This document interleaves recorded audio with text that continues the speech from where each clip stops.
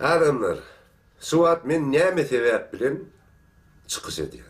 Men öz doğan garnaşlarym bilen, öz hemme injiklerim bilen maslahatlaşyp, kaçanda bir yerden gelýär, elbet habar. Bizim familiýamyzda degişli. Bizim tohumumda degişli. Bizim awraýymyzy dökýän habar gelýän bolsa, bizim çıkıp şunýalyk adamlary eşitmekçi. Şöyle bağışlarsınız. Bilsinler bizim pikirimizi, bizim hakiki niyetimizi, şu gelen haberler, biz eger layık görümdüğüm, sonra biz narda. Bizim öz pikirimiz boyunca, bunyalık daşar yurda gidip, oynatqı olup, bidelik gürrünü edip, ol bolcuk da değil. İnni bolsa, näme bolsa da, şu bizim ata-babalarımızın ruhu için, hakym görülen ruhu için, bizim familiýamyzyň abry için, towa gelip, bunyalyk gep gürrün, öz yurduňa, öz watanyňa dili yetirme.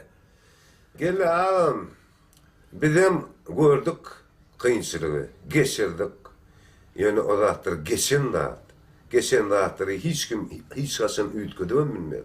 Yani bilinler stayda, atuda, para akıtçılık, öz sağlayacaklarımı bilen yaşap yor.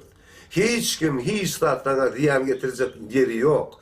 Ana okusun oku, işleten işle, özün halal işlep, halal kazanıp bilsen, emme dağdım stayda Allah canına mün şükür.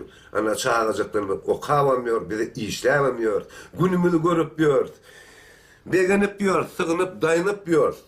Ata-babaların önkü yoluna, bizim övreden arnamız yoluna, şu hiç kaçın öz yurduna, vatanına, munyalık, şotayda, onların gepine gidip, özünü oynadıp, bu gürrün valla sen öňünde gitmeyken. Bolunu kavat gelen ok, bizim ata-babalarımızdan gelen, öz durmuş, düzgün tertip, dep destur, edevimizde, öz vatanımıza, öz halkımıza erkin gelip diyorlar. Ağzı bir, gep görünmami, hiç saat, eger, nana, özüne bağlı. Sen özün saylayan yolu. Yani bu yolu saylap, bizi bir avray etme ağam. Bulunu var bu zatta. Şu tayda ağam, sen ediyen hareketlerin, ya da ata-babalarımızı, Göktepe kadar yatanları, men ikonum sorunun ağıtlarını götürüp diyor. Namus etmersin mi şu dağıtları? Vatanı qoğrap şotayda şehid ölen sorur. Ağam. Vatan urşuna katlasın bizim hakımız görgülü. Yatan yeri atı olsun. Neyli? Bolyamış şu dağıtları ağam. Bir avrayışılık bolunu var. Ağam.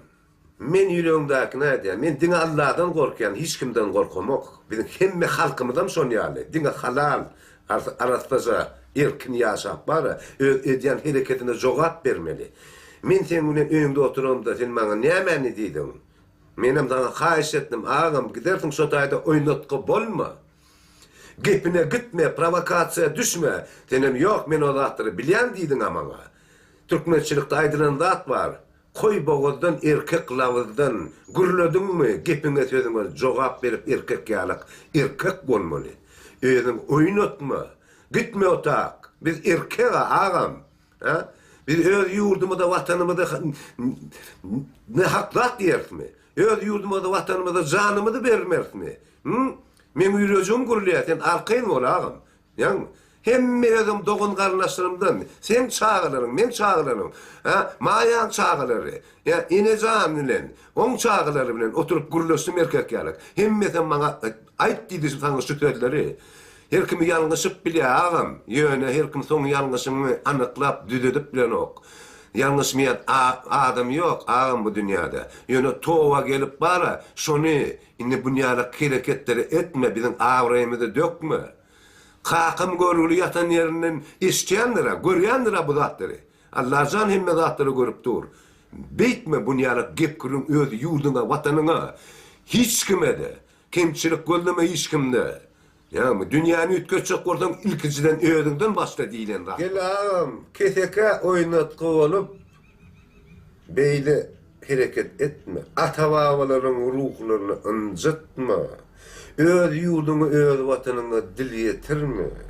Eger de towa gelmän, bunyalıktan yeni de sorun gepine gidip şunyalık etsek bolsaň, hemme doganlaryň açlar öz çağırın, teň çağırın, ine can hemmemiz närdadyr senden.